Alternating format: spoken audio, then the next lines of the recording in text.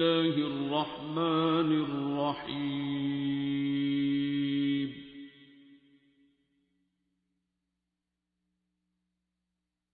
الرحمن.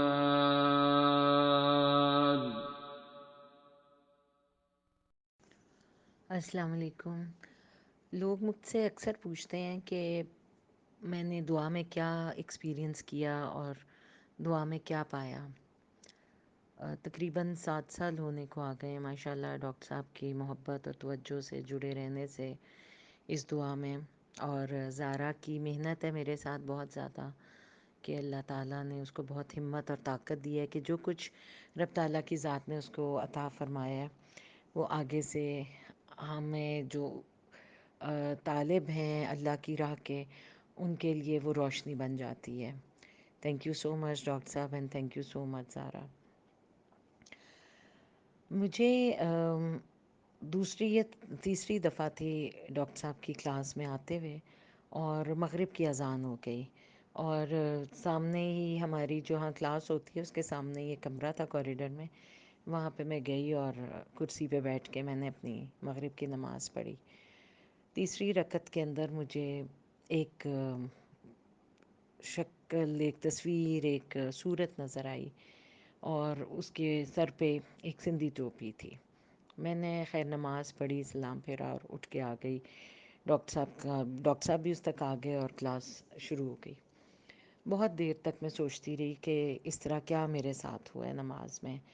کیا میں بھٹک گئی تھی یا کیا میرے ذہن پہ کچھ اور سوار تھا. اور وہ شکل بالکل مانوس نہیں تھی مجھے، میں جانتی نہیں تھی ان کو پہلے. تھوڑی دیر کے بعد میری نظر پڑتی ہے اور جہاں پر پانی کی بوتلیں اور چیزیں لنگر کے لیے رکھی ہوتی ہیں اس کے پیچھے ایک فریم ہے چھوٹا سا اور ایک تصویر ہے ہو بہو انہی بزرگ کی جو میرے سجدہ کرتے وقت تیسری رکعت میں آئے تھے.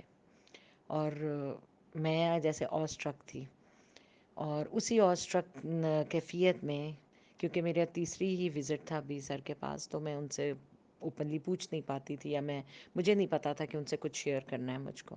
بہرحال میں اسی کیفیت میں گھر واپس گئی اور نیکسٹ ٹیوزڈے تک میں بہت ہی گمسم اور بے چین اور اس سوچ میں پڑی رہی. جب میں ٹیوزڈے کو کلاس میں چوتھی دفعہ آتی ہوں اور سر میری طرف دیکھ کے مسکراتے ہیں اور کہتے ہیں کہ کیا آپ کو اپنے مقصد مل گیا ہے، آپ کو اپنی ریزن آف ایگزسٹنس کا پتہ چلا ہے، کیا آپ نے پہچانا ہے اپنے آپ کو. اور مجھے ان کی کسی بات کی سمجھ نہیں آئی، بس میرے دماغ میں تو وہ ذہن میں وہ چہرہ گھوم رہا تھا جو کہ نماز میں آیا اور پھر وہاں پر اس الماری میں ان کی تصویر تھی. لیکن ان سب سوالوں کے بعد مجھے صرف ایک بات سمجھ آئی کہ کسی چیز پہ فوکس ہونے کو رب تعالیٰ کہہ رہے ہیں. اور جیسے جیسے میں دعا میں آگے چلتی گئی اور گائیڈنس میں میرے لائٹ ہاؤس ہیں ڈاکٹر صاحب و زارا، ان کی گائیڈنس، ان کی ریڈینس، ان کی محبت، ان کی توجہ سے ماشاء اللہ بہت لوگوں کو دعا کرائی. اور اس طرح لوگ آتے تھے چوک در چوک میرے قریب کہ مجھے کئی دفعہ کلاس میں جانے کا بھی موقع نہیں ملتا تھا، کیونکہ ٹیوزڈے کو یا سیٹرڈے کو اس قدر لوگ دعا کے لیے میرے پاس آئے ہوئے ہوتے تھے گھر پر کہ میں چاہتی بھی تھی اور میں اٹھ نہیں سکتی تھی. بہرحال وہ بھی محبت ہے اور میں سمجھتی ہوں کہ ڈاکٹر صاحب کی انسیت ہے کہ میرے والدہ اور والد نہیں پسند کرتے تھے کہ میں گھر سے زیادہ باہر جاؤں کسی بھی سلسلے میں، تو انہوں نے میرے تک ہی گھر میں دعا والوں کا سلسلہ شروع کرا دیا. دعا میں نے ایک چیز یہ نوٹ کی کہ عورتوں کو ہم عموماً بہت سینسٹیو کہتے ہیں اور وہ بہت زیادہ ہرٹ ہوتی ہیں اور اس کی وجہ سے مختلف نگیٹیوٹی جمع کر کے مختلف آرگنز کو افیکٹ کر لیتے ہیں.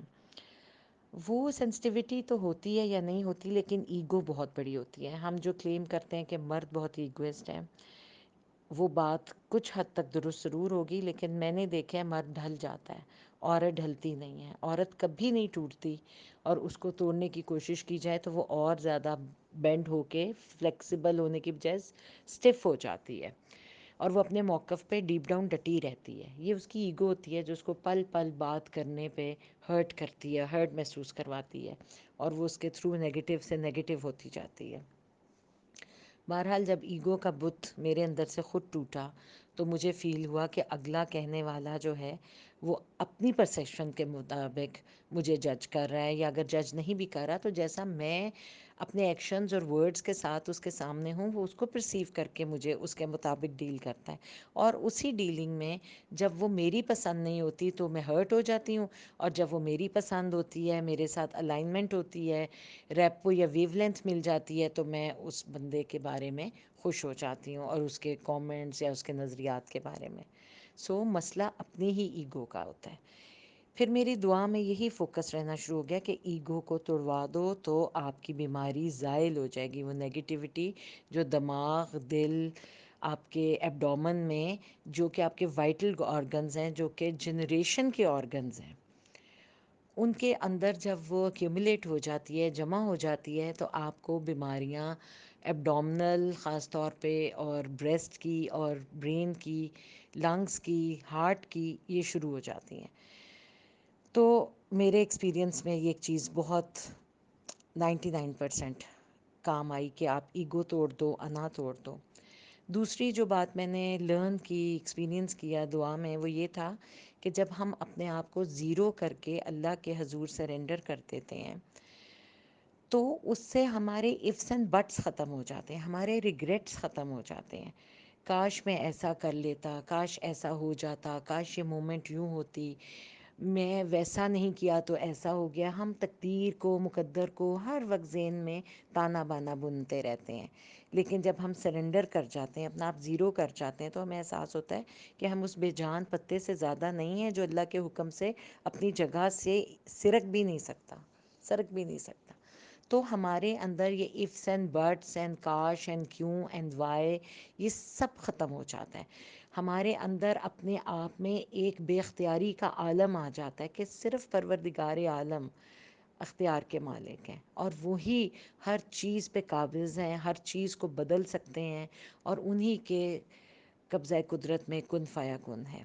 تو آپ کا جو ایفرٹ ہوتا ہے وہ زیرو ہو جاتا ہے، آپ کی جو گڈ ول ہوتی ہے وہ زیرو ہو جاتی ہے، آپ کی ال وشز زیرو ہو جاتی ہیں. آپ یہ کرتے تو تب یہ ہوتا، آپ نے یہ کیا تو آپ کو یہ ملا، یہ سب آپ کے دل و دماغ سے غائب ہو جاتا ہے، اور آپ ایک لائٹر بینگ بن جاتے ہیں، اور آپ کا ہیومینٹی کی طرف، سمپتھی اور ایمپتھی کی طرف رجحان ہو جاتا ہے، اور آپ اللہ تعالیٰ ہی کی اسٹرینتھ کو اپنے اندر محسوس کرنا شروع کر دیتے ہیں.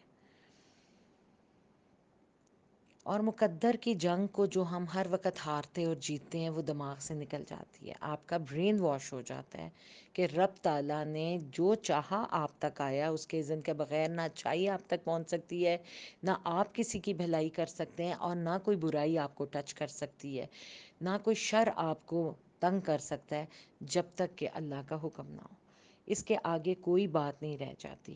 کسی قسم کی بھی ججمنٹ جو ہے وہ آپ کے اندر سے ٹوٹ جاتی ہے، اور آپ ایک ہیلدی ہیلنگ کی طرف، اور آپ فوکس ہو جاتے ہو اپنی ایگزسٹنس کی طرف کہ مجھے اللہ تعالیٰ نے کمیونٹی کی سروس کو بلاس، کیونکہ ہم بلاس رب تعالیٰ سے پیار کر رہے ہیں، اس لیے اس کی کریشن کے ساتھ بھی ہمارا جڑ جانا، مدد کرنا، ان کو بلاس محبت کرنا، انکنڈیشنل ہونا.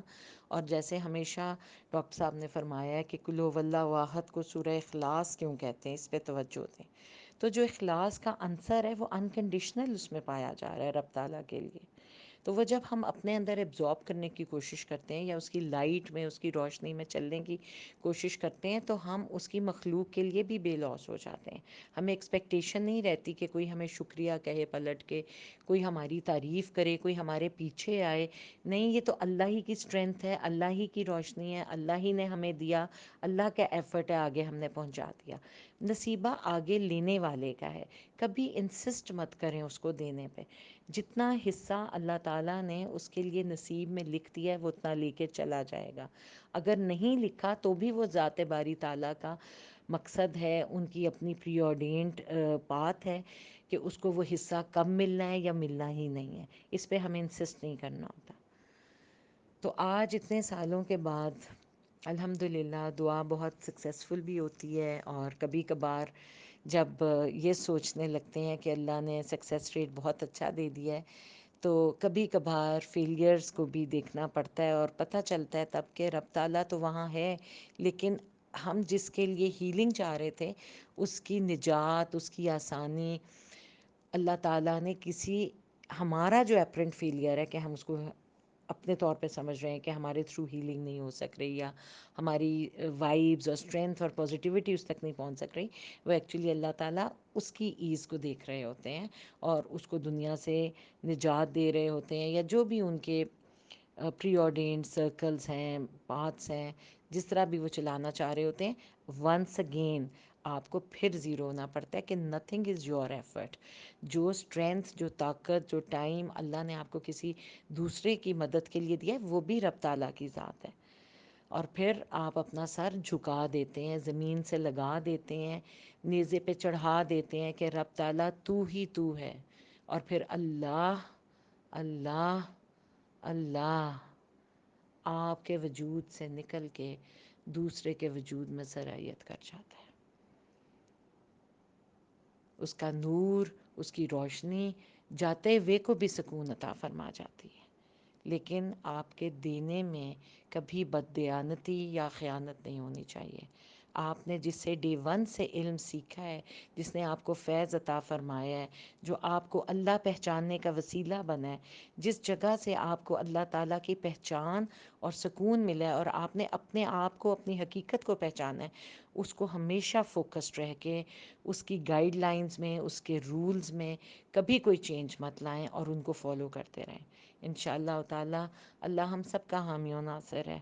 ہم سب کو اللہ اپنے دین پہ استقامت کے ساتھ چلائے، ہماری نماز کو قائم رکھے، اور ہمیں اپنے بندوں کی، اپنی مخلوقات کی خدمت کا موقع عطا فرمائے، صحت تندرستی کے ساتھ، لمبی زندگی کے ساتھ، پازیٹیوٹی کے ساتھ. اور ایک اور چیز جو میں نے اس ایکسپیرینس میں دیکھی کہ ہم بہت زیادہ گھبرا جاتے ہیں، فیئر فیکٹر ہمیں بہت ہوتا ہے، اپریہینشنز بہت ہوتی ہیں جو کہ نگیٹیوٹی کا باعث بنتی ہیں کہ اگلے لمحے کیا ہوگا، یہ ایسا ہو جائے گا تو ہمارے ساتھ پھر کیا ہوگا. جب آپ اپنے دل سے اس دعا کے ایکسپیرینس میں ڈر اور خوف کا بت توڑتے ہیں، تو آپ یقین جانیں کہ آپ تو ایک مضبوط قلعہ بن جاتے ہیں.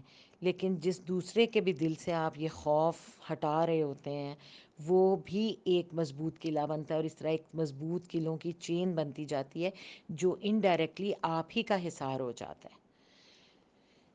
تو اپنے آپ کو ہمیشہ تیار رکھیں کہ جب ہم کسی دوسرے کو دعا کراتے ہیں، وہ انفیکٹ ہم خود اپنے آپ کو ریمائنڈ کراتے ہیں، اپنی دعا کو تازہ کرتے ہیں، اپنے دلوں میں سے معبود جو ہم نے بنا رکھے ہوتے ہیں ان بتوں کو توڑتے ہیں. دعا دوسرے کو کروا رہے ہوتے ہیں، لیکن در حقیقت ہم خود دعا کر رہے ہوتے ہیں.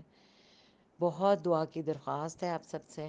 اللہ تعالی ہم سب کی مشکلوں کو آسان کرے. ہمارے دلوں میں جو بار بار بت بن جاتے ہیں، پروردگار اس کو، یہ کعبہ جو ہے دل اس کا، اس کی ڈویلنگ پلیس ہے، اس کو ہمیشہ وہ پاک و صاف رکھے اپنے نور کے لیے. اور وہ شارک سے قریب ہے.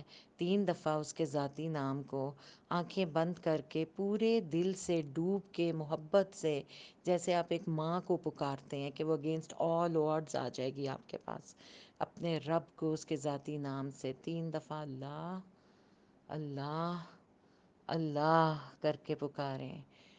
3 گھونٹ میں پانی پئیں، آنکھیں بند رکھیں. جب پانی پی لیں تو آنکھیں کھولیے اور فیل کریں کہ آپ کے اندر سے 90% نگیٹیوٹی جو ہوتی ہے وہ چلی جاتی ہے.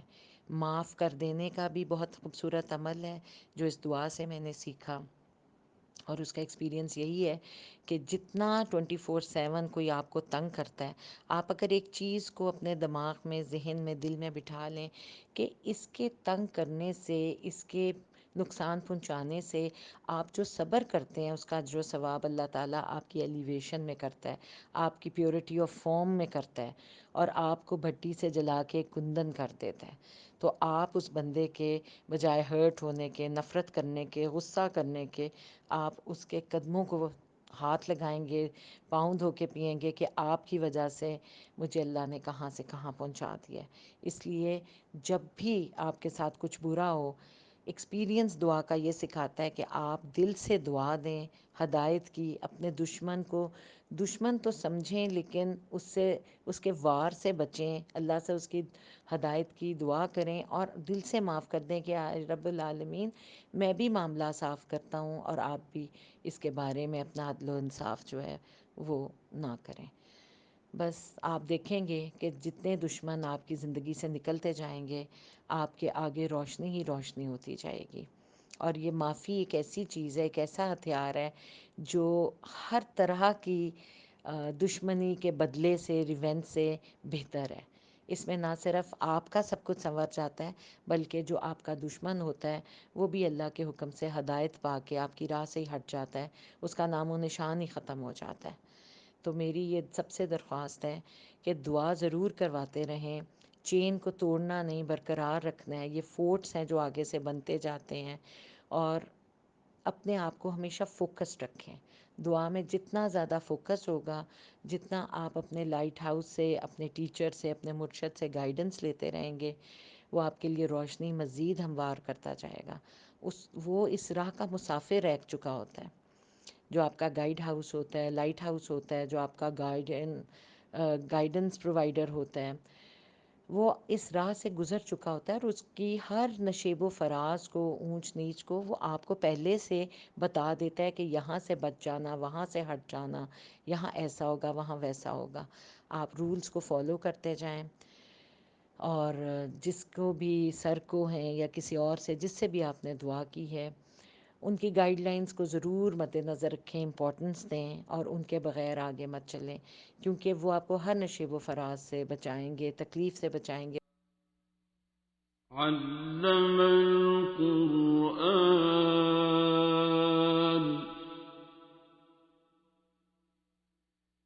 خلق الإنسان